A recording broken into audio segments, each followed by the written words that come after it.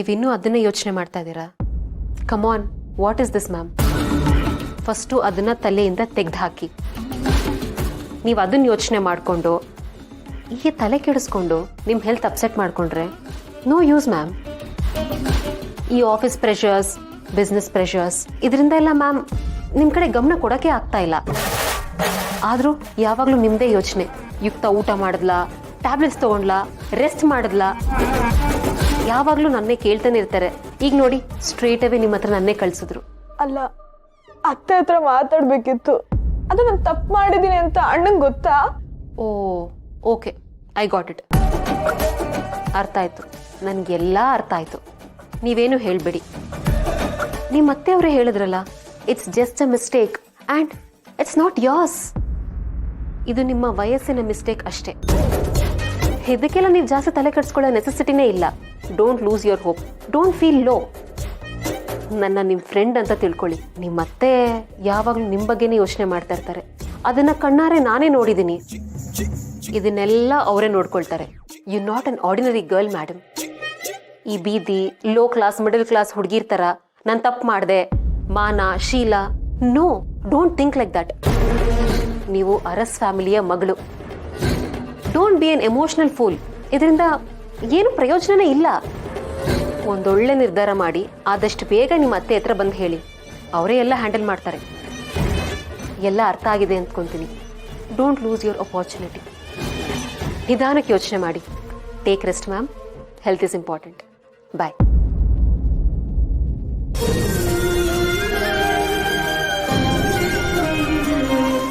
ಈ ಫೋಟೋಶೂಟ್ಗೆ ಯಾವುದೇ ಹಣ ಇಲ್ಲ ದೊಡ್ಡಮ್ಮ, completely free.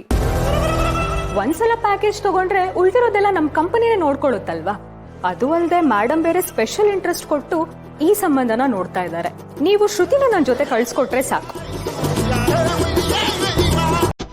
ಶ್ರುತಿಗೆ makeup, hair style, attire ಎಲ್ಲಾನು ನಾವೇ ನೋಡ್ಕೊ. ಸರಿ, ಹಾಗಾದ್ರೆ ಕರ್ಕೊಂಡು ಹೋಗು. ಶ್ರುತಿ, ಕಾಮು ಅವಳ ರೂಮಲ್ಲಿ ಬಟ್ಟೆ ಮಾಡಿಸಿಟ್ಟಿದ್ದಾಳೆ. ಕಿವಿ ಮೆಷಿನ್ ತೆಗೆದ್ರೆ ಅವಳಿಗೆ ಕೇಳಿಸಲ್ಲ. ಚೂರು ಕರ್ಕೊಂಬಂದ್ಬಿಡ್ತೀಯಾ? ವಿಶಾನಿ, ಏನಮ್ಮ ನಿಮ್ಮ ನಟರಾಜ ಹೇಗಿದ್ದಾನೆ? ಆರಾಮ? ಅವ್ರಿಗೇನಾಗಿರುತ್ತೆ, ಆರಾಮಾಗಿರ್ತಾರೆ. ಇಂಥ ಅಣ್ಣ ಸಿಕ್ಕಿರುವಾಗ ಅವ್ರಿಗೇನಾಗತ್ತೆ ಹೇಳಿ? ತಾನು ಅರ್ಧ ಹೊಟ್ಟೆಲಿದ್ರೂ ತಮ್ಮನಿಗೆ ಹಬ್ಬದೂಟ ಹಾಕುವಂಥ ಕಾರಣ ಅವ್ರಿಗಿನ್ನೇನಾಗಿರುತ್ತೆ, ಆರಾಮಾಗೇ ಇರ್ತಾರೆ. ಅದೇ ಸುಮ್ಮನೆ ರೇ, ಮಕ್ಕಳು ಮುಂದೆ ಏನಿದೆಲ್ಲ ಮಕ್ಕಳಿಗೆ ಗೊತ್ತಾಗ್ಬೇಕ್ರಿ. ಇಲ್ದೇ ಇದ್ರೆ ಮತ್ತೆ ಮತ್ತೆ ಇಲ್ಲಿ ಬಂದು ಆಡ್ಕೊಳ್ತಾರೆ.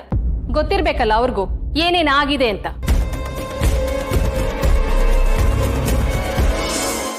ಶ್ರುತಿ, ಅದೇನೋ ಫೋಟೋ ಶೂಟ್ ಅಂತೆ, ಹುಷಾರಾಗಿ ಹೋಗಿ ಬರಮ್ಮ. ಅಂಕು ಆರಾಧನೆ ಕಳ್ಸೋಣ ಅಂದರೆ ಅವರು ಸ್ಕೂಲ್ಗೆ ಹೋಗಿದ್ದಾರೆ.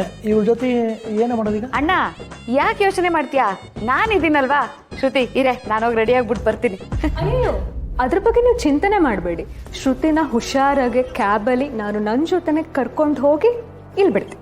Don't worry. ಆಯ್ತಮ್ಮ, ಹುಷಾರಾಗಿ ಹೋಗಿ ಬನ್ನಿ. ಕಾಮು, ಅವಳನ್ನ ರೆಡಿ ಮಾಡೆ. ಸರಿ ಅದಕ್ಕೆ ಬಾರೆ ಬಾ.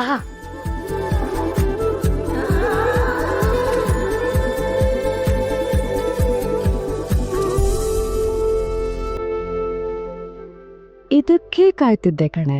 ಈ ಫೋಟೋಶೂಟ್ ನೆಪದಲ್ಲಿ ಎಷ್ಟಾಗುತ್ತೋ ಅಷ್ಟು ಅವಮಾನ ಮಾಡಿ ಸೇಡ್ ತೀರಿಸ್ಕೊಂಡು ಸಮಾಧಾನ ಮಾಡ್ಕೋತೇನೆ. ತಿನ್ನೋ ಕತೆ ಇಲ್ಲ ನಿಮ್ಗಳಿಗೆ. ನನ್ನ ಫ್ಯಾಮಿಲಿ ಬಗ್ಗೆ ಮಾತಾಡ್ತೀರಾ? ಬದುಕೋ ಯೋಗ್ಯತೆ ಇಲ್ಲ. ಆದರೆ ಇದರ ಮಾತಿಗೆ ಏನೂ ಕಮ್ಮಿ ಇಲ್ಲ. ಇಡಿಯಟ್ಸ್. ಅಯ್ಯೋ ಅಮ್ಮ, ನಾನು ಮಾತಾಡಿದ ಬೇಜಾರಾಗಿದ್ರೆ ಕ್ಷಮಿಸಿ. ನಾನು ಸ್ವಲ್ಪ ಜಾಸ್ತಿ ಮಾತಾಡ್ತೀನಿ. ಇದರಲ್ಲಿ ಎಂಥ ತಪ್ಪೇನೂ ಇಲ್ಲಮ್ಮ. ಈ ಸತ ನಾನು ಪಡ್ಕೊಂಡು ಬಂದಿರೋದು. ನನ್ನ ಹಣೆಯಲ್ಲಿ ನನ್ನ ಮಗನ ಪ್ರೀತಿ ಬರ್ದಿಲ್ಲ. ಅಮ್ಮ, ನಿಮ್ಮ ಮನೆ ವಿಚಾರಕ್ಕೆ ನಾನು ಬರಬಾರ್ದು. ನಿಮ್ಮ ಫ್ಯಾಮಿಲಿ ವಿಚಾರ ತಿಳ್ಕೊಬೇಕು ಅನ್ನೋ ಕುತೂಹಲನೂ ನನಗಿಲ್ಲ. ಈ ಫೈಲಲ್ಲಿ ಬೇರೆ ಹೆಸರಿತ್ತಲ್ವಾ, ಹಾಗಾಗಿ ಕೇಳಿದೆ ಅಷ್ಟೇ. ನನಗೆ ಗೊತ್ತಮ್ಮ, ನನ್ನ ಈ ಕಣ್ಣೀರಿಗೆ ನೀನಲ್ಲ ಕಾರಣ, ಇದಕ್ಕೆ ನಾನೇ ಕಾರಣ. ಮಗನಿಗೆ ಬೇಡವಾಗಿರೋ ತಾಯಿ, ಇವನ್ಗೆ ನನ್ನ ಮುಖ ನೋಡಿದ್ರೇ ಆಗಲ್ಲ. ನಾನು ನೆರಳು ಅವನ ಮೈ ಮೇಲೆ ಬಿದ್ರೆ ಕೆಂಡ ಮುಟ್ಟಿದ ಥರ ದೂರ ಹೋಗ್ತಾನೆ. ನನ್ನ ಉಸಿರು ಅವನ ಮೇಲೆ ತಾಕಿದ್ರೆ ವಿಷ ಅನ್ನೋ ರೀತಿಯಲ್ಲಿ ಬದುಕ್ತಿದ್ದಾನೆ. ಇದ್ರಲ್ಲಿ ಯಾರ್ದು ತಪ್ಪಿಲ್ಲಮ್ಮ, ನನ್ನ ಹಣೆ ಬರ ಅಷ್ಟೇ. ಓಹೋ, ಇಷ್ಟೊಂದು ಕೊಬ್ಬಿದ್ಯಾ ಸಾಹೇಬ್ರಿಗೆ? ಕೊಬ್ಬನ್ ಕರಗಿಸ್ತೀನಿ. ನಮ್ಮ ಇವನ್ಗೆ ದೇವ್ರು ಇಬ್ರು ತಾಯಿನ ಕೊಟ್ಟ, ಅದೇ ತರ ಡಬಲ್ ಪ್ರೀತಿನೂ ಕೊಟ್ಟ.